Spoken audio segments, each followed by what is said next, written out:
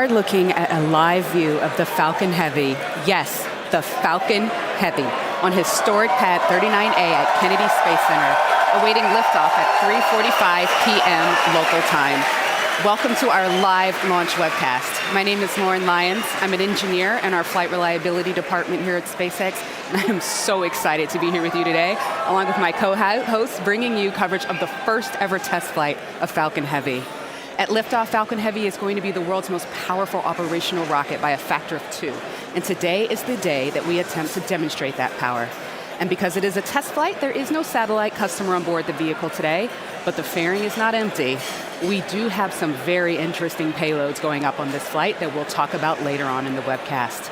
We'll also walk you through the mission profile because this ain't your typical Falcon launch. We've got 28 engines, 3 boosters, 3 separation events, 3 landing attempts, and there's going to be a lot of activity happening all at once. So this test flight is bound to be exciting one way or another. All right, we've got a ton to walk you through today, so let's get going. Hi, I'm Michael Hammersley, a materials engineer in the avionics department. We're very excited. I'm sure you can hear it. To my right, we have a live view of Falcon Heavy on the pad at Kennedy Space Center. Falcon Heavy is essentially 3 Falcon 9 rockets all strapped together, which means it can carry much larger payloads not only to Earth orbit, but to the Moon and Mars as well. So like Falcon 9, Falcon Heavy is a 2-stage launch vehicle. The big difference is that the first stage in Falcon Heavy is comprised of 3 cores, while Falcon 9 has only 1. Now, each one of these 3 cores has 9 M1D engines, making for a total of 27 engines overall. Altogether, those engines produce 5 million pounds of thrust, which is equal to 18 747s at takeoff. In fact, the engines are producing so much power that we don't run them at full thrust all at once. So during ascent, Falcon Heavy will throttle its thrust up and down in both the side and the center cores in order to balance the aerodynamic and structural loads on the vehicle. So about halfway through the first stage's burn, the 2 side boosters will separate and come back to Earth for a simultaneous landing at Cape Canaveral Air Force Station. More about that a bit later.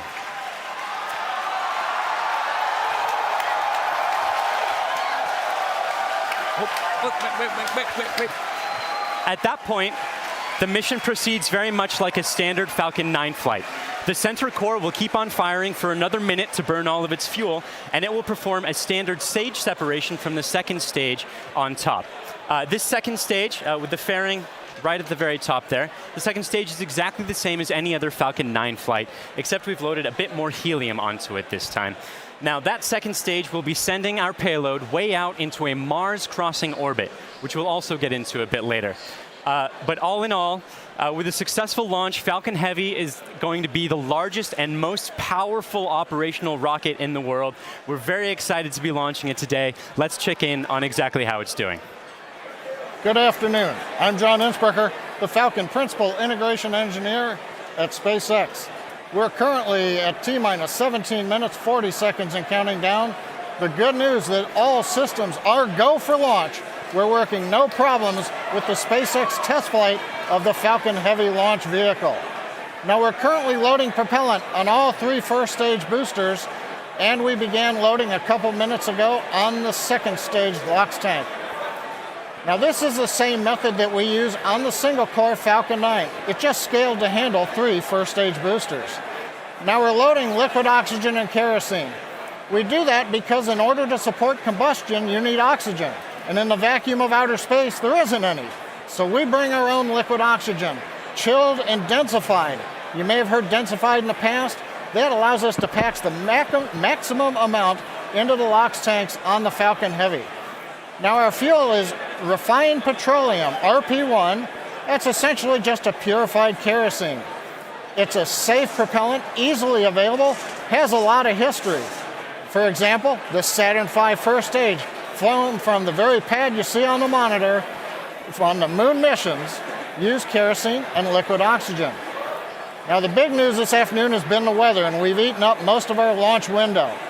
Now we won't have the ability to hold the countdown any further now that we are into liquid oxygen loading.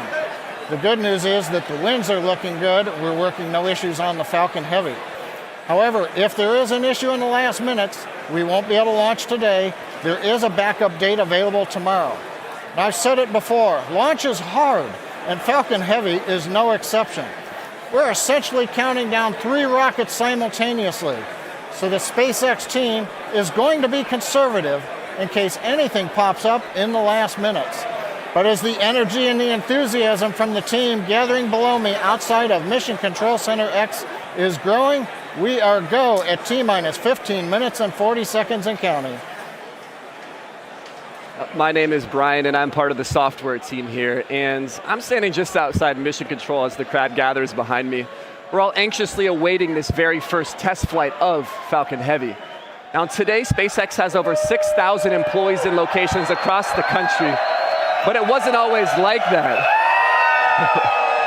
Now when SpaceX was first founded in 2002, it was just a small group of engineers who believed that they could reduce the cost of exploring space, but had never actually built a rocket themselves. Now Falcon 1 was the first rocket we developed, and it was pretty small relative to Falcon 9 and Falcon Heavy. While the Falcon Heavy on the right of your screen is over 230 feet tall, Falcon 1 stood only about 70 feet tall and could only carry about a half a ton to orbit. However, despite its small size, Falcon 1 served a very large purpose. It was our roadmap to using modern technologies to engineer a vehicle that was not just more reliable, but was less expensive than alternatives. Now, we had 3 test flights of the Falcon 1 before we found success. But on that 4th Falcon 1 flight, it became the first privately developed liquid-fueled rocket to reach Earth orbit. Now fast forward to today, and SpaceX has had 49 successful rocket launches. We have recovered 21 first stages, and we have reflown 6 of those. We have had 14 Dragon launches and have successfully reused the spacecraft as well. Now our next step on this journey is just minutes from now when we'll attempt the first test flight of our heavy lift launch vehicle. Now there have been many challenges along this long road, and it has not been easy, but no matter what happens today, it has all been worth it. Now, one of the many challenges we're hoping to overcome with this test flight is the recovery of all 3 cores of the Falcon Heavy first stage.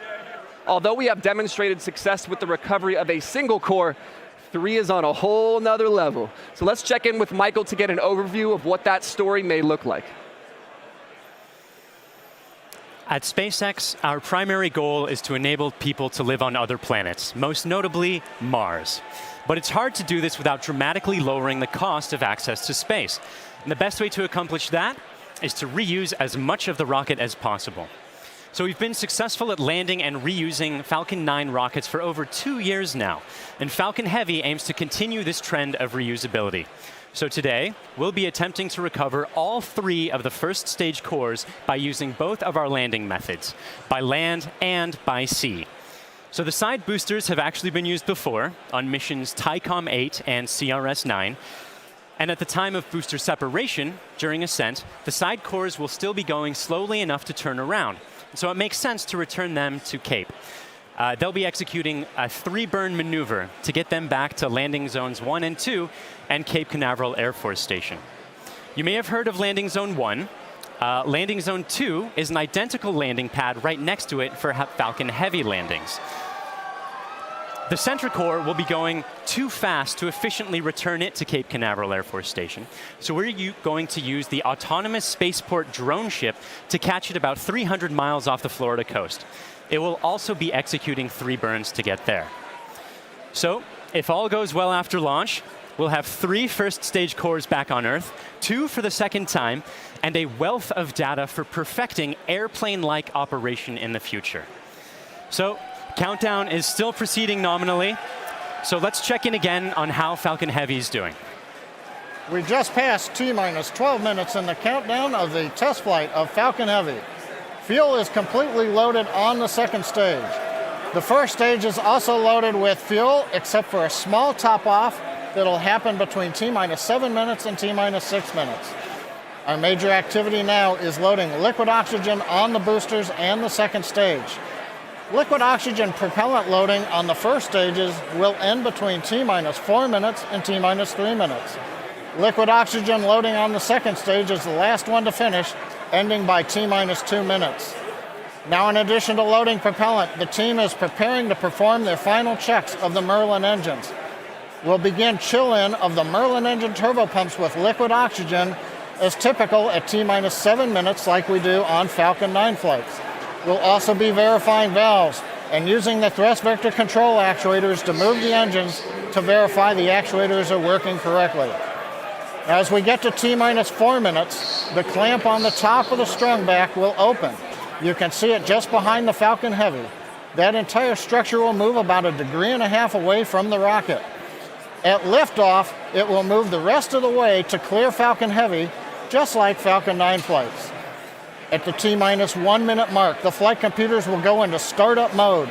They'll be controlling the countdown on the Falcon Heavy. What's different in this flight, engine ignition will begin at T-minus 5 seconds on the 2 side boosters, followed 2 seconds later by the center core. Now we're continuing to watch the weather, making sure that the ground liftoff winds don't exceed the maximum, but they're looking good right now. We continue monitoring the upper altitude winds as reported by the balloons. But right now at T-minus 10 minutes and 10 seconds and counting, the Falcon Heavy test flight is go. Because the first flight of Falcon Heavy is a test mission, we do not have a customer spacecraft on board today. Instead, we put something a little special with SpaceX inside the fairing. Now, more often than not, on the first flight of a new rocket, engineers will choose to fly a mass simulator, which is basically a heavy object of some sort to simulate the dynamics of flying a payload, but with little consequence if the mission doesn't work out exactly as planned. And as many of you already know, we have opted to have a little fun with our mass simulator. Stacked inside the fairing is Elon's cherry red Tesla Roadster, and inside of it, a passenger. His name is Starman, but don't worry, he's not human. But he is donning the SpaceX-designed spacesuit that our human astronauts will be wearing on Crew Dragon. And if all goes well today, we hope to get some live views of it as it makes its way into space. Now, in addition to the Roadster, you might also catch a glimpse of a smaller passenger, which is a tiny little Hot Wheel Roadster carrying a tiny little Starman, which is a little Easter egg for today's mission, so keep your eyes peeled for that. But those are not the only payloads we're flying today. Secured inside the Roadster is another really special passenger called an ARC. An ARC is a 5D laser optical quartz storage device, which is essentially a high-tech, high-data storage unit that can survive in the harsh environment of space. It's built by the ARC Mission Foundation, which is an organization whose purpose is to store libraries of human knowledge and data on these devices and send them off into space with interplanetary travelers, thus preserving human achievements well beyond Earth. On the ARC that's being launched today, the Foundation has stored Isaac Asimov's classic sci-fi series, The Foundation Trilogy, which was the original inspiration for the ARC mission. And given that making humanity a multiplanetary species is the core purpose of SpaceX, launching an ARC on this mission just seemed fitting. And last but certainly not least, a little something special for our hardworking SpaceX team. Mounted on the payload attach fitting, which is the structure that holds the Roadster onto the second stage, there's a plaque on which the names of over 6,000 of our SpaceX employees are engraved. The work that goes into designing, building, testing, and launching a vehicle of this sort is no small feat. And we are super excited to be a part of the Roadster's billion-year journey through the solar system. As Lauren just mentioned, if all goes well today, Falcon Heavy will put the Roadster on board into an Earth-Mars orbit around the sun on a journey that could last for 1 billion years. Now, on a universal scale, this means that the Roadster will be tracing the shape of an ellipse with the sun at one of its fixed points, or one of its foci. Now, we call this heliocentric because it is sun-centered.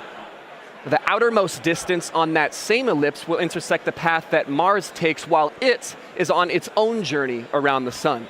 That's quite far away. That will reach a maximum distance from Earth of over 400 million kilometers.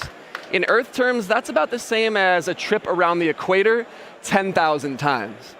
Now, during its journey, the Roadster will also reach a maximum velocity of nearly 40,000 kilometers per hour, or about 20 times faster than a speeding bullet. Now, as we said, it should stay up in orbit around the sun for about 1 billion years, and it's a very long, exciting road ahead, and we are thrilled to be able to take the first steps on that journey just 5 minutes from now.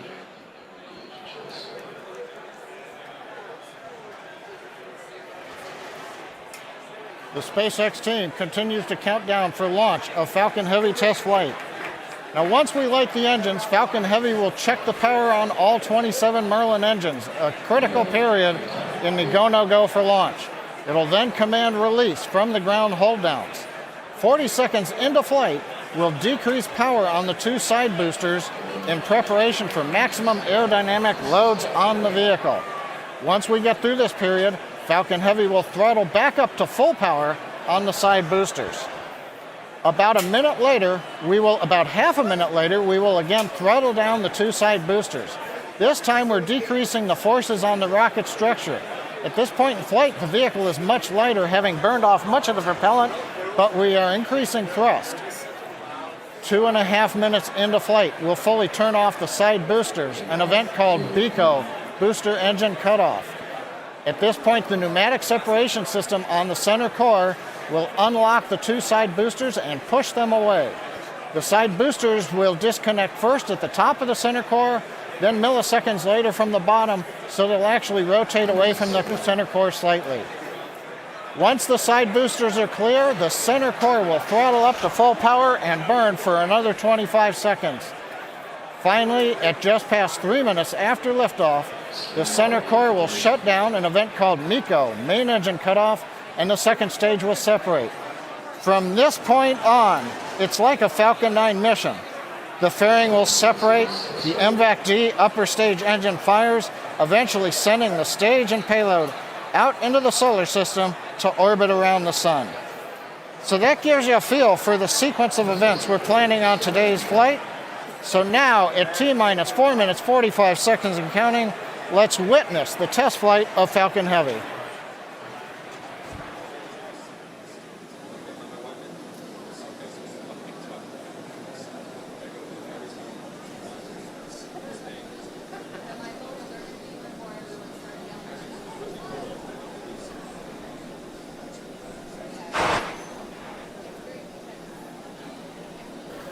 MVAC and A1D fuel bleed has started.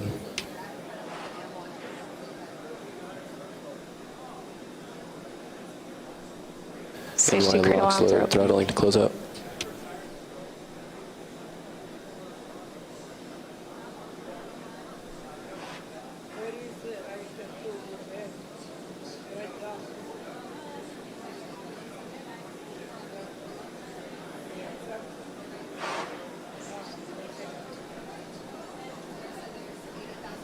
NY lock slide complete.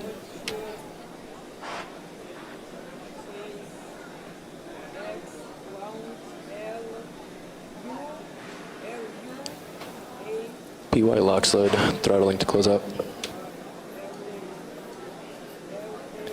PY lock slide complete.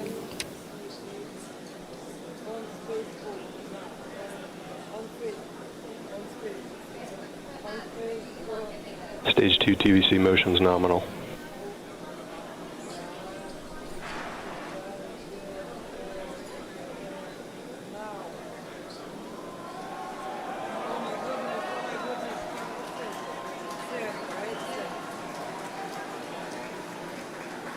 BOGO bleed verification.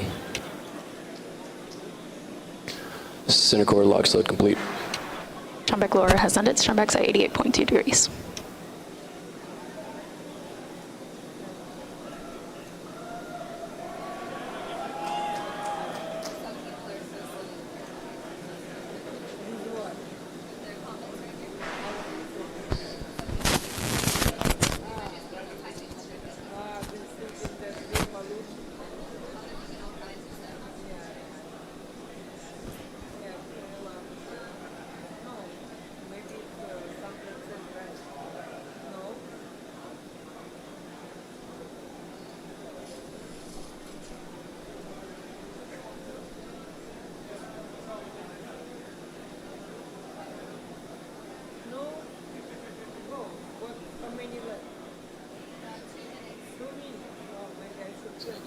Stage 2 lock slide complete.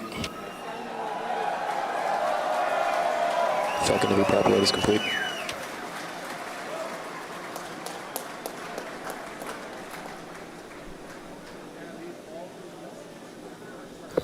Falcon Heavy is on internal power.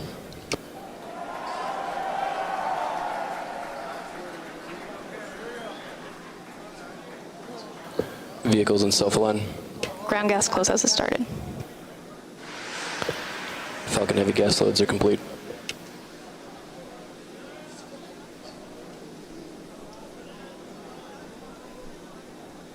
M1D fuel bleed complete.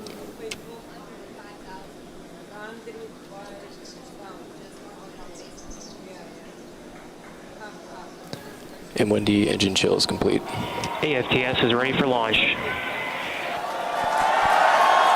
Ground gas closeouts are complete. Falcon Heavy is in startup.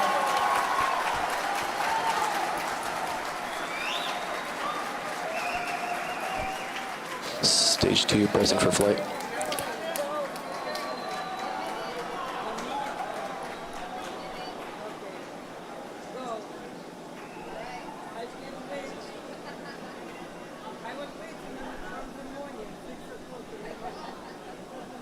T-minus 30 seconds.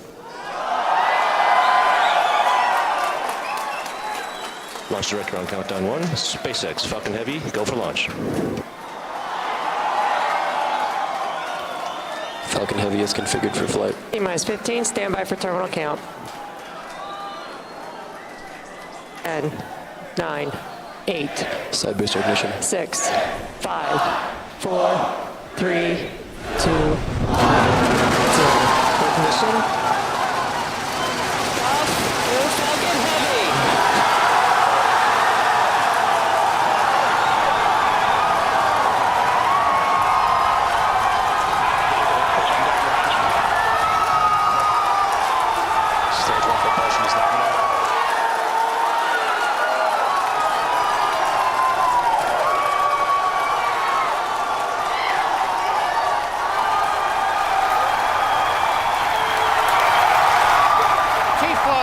Seconds, if you can hear me over the cheering.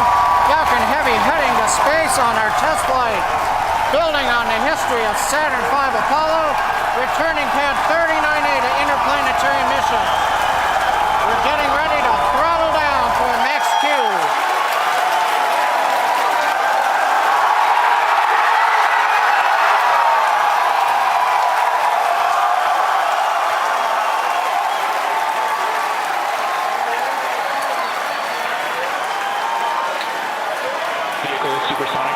You've heard the call out. Vehicle is supersonic.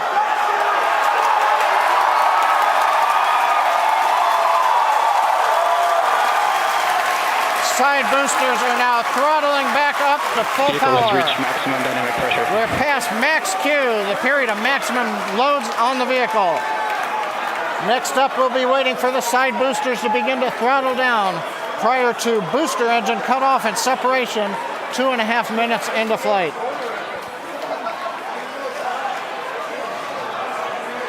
GNC trajectory looks good on the Falcon Heavy.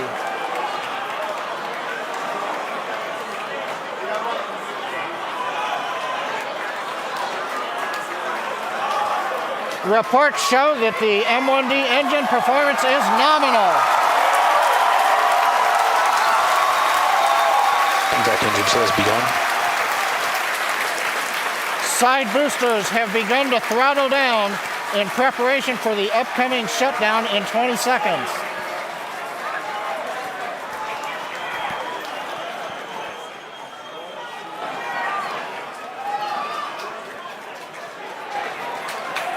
Major event coming up with side booster shutdown and separation. Inside shutdown. Side boosters. Beacon. Center. We throttling up. S1 keeps going.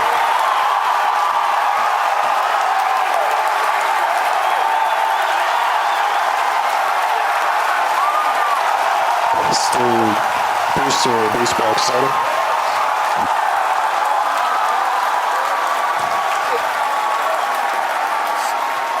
Successful separation. We're coming up on MECO and shutdown. Stay set. Separation confirmed. Wave and recognition. This big burn looks good on side boosters. Background startup.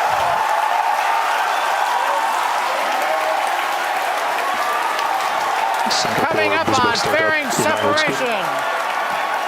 Center core side engines on power, also look good.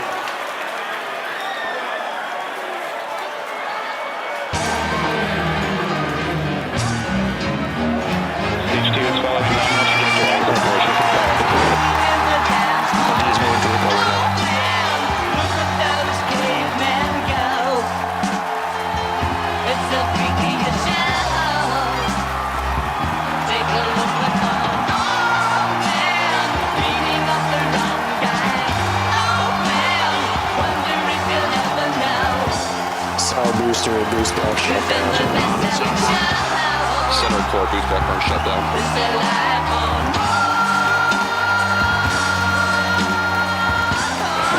Acquisition of signal.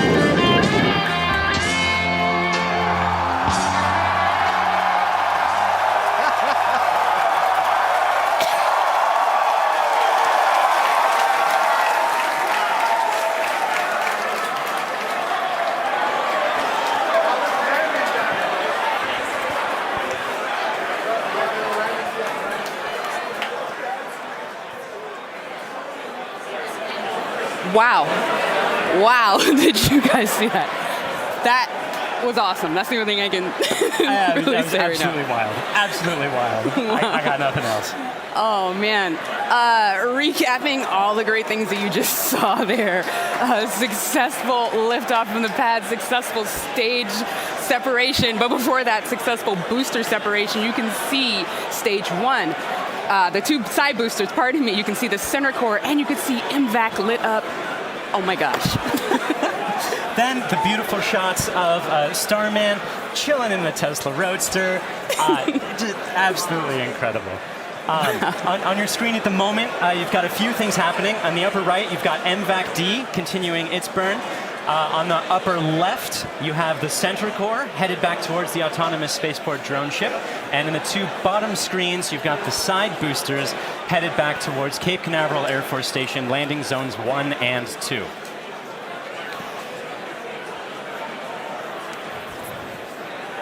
The next step coming up for the side boosters and the center booster is the re-entry burn.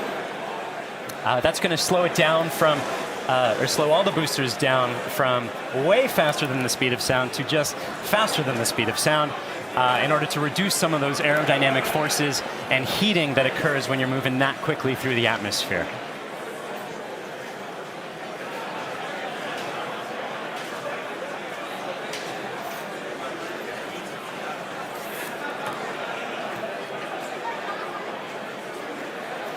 And as you can see on your screen, that re-entry burn for those two side boosters has begun.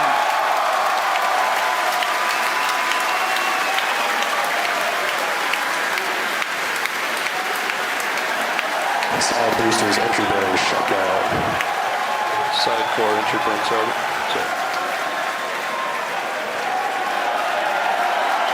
The center core in the upper left of your screen performing its own re-entry burn. You can see the edge of Cape Canaveral in both of the side booster cameras as those are coming in. Some PY and NY side boosters have saved. Center core entry burn shutdown. And even though those look very similar, those two boosters' views, those are actually representing different boosters. And they're heading towards Earth. They're about to begin their landing burns. We'll hopefully be able to bring you nice footage of that. Both side boosters transonic. And watch for the landing legs deploy at the tail end of that landing burn.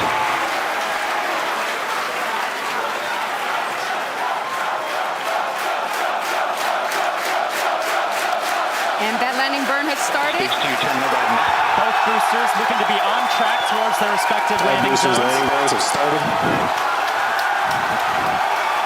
Side boosters landing legs have deployed.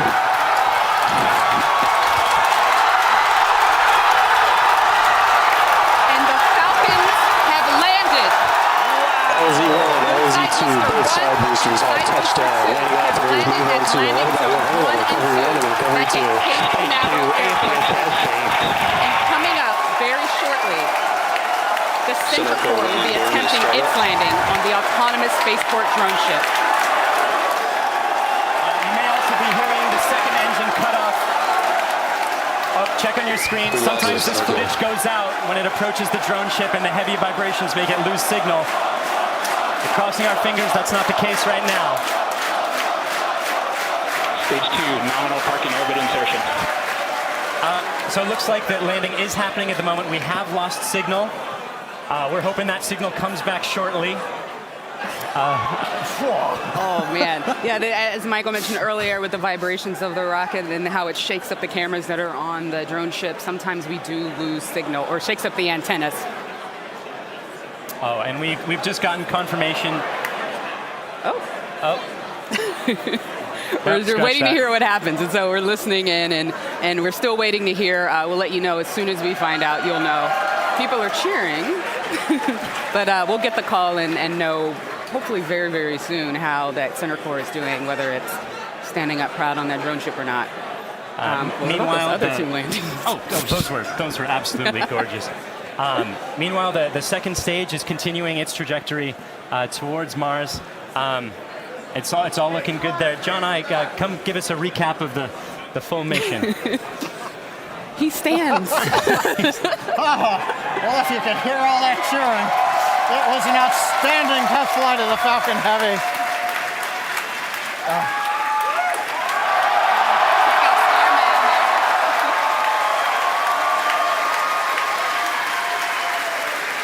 Cameras cycling right now. Live views coming down from low Earth orbit. The second stage successfully got there, and it got there as the culmination of a great Falcon Heavy test flight. We lit 27 engines, throttled the boosters up and down. We separated the side boosters. They came back spectacular, simultaneous landing. The center core did its job. The second stage did it. Everything that you could want in a test flight, we got here. Now we're just looking for the icing on the cake to find out what happened on the drone show. But all in all, an outstanding test flight for Falcon Heavy.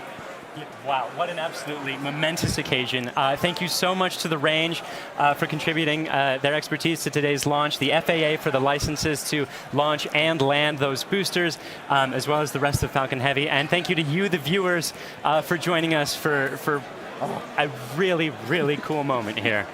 And to find out what happened with the center core and what's going on with Starman as he makes its journey through space and all of our other launches, you can visit us at SpaceX.com and follow us on social media on LinkedIn and Twitter. If you would like to join us on exciting projects like these, please visit SpaceX.com/careers. From the entire grateful team here, thank you again for joining us. We'll see you next time.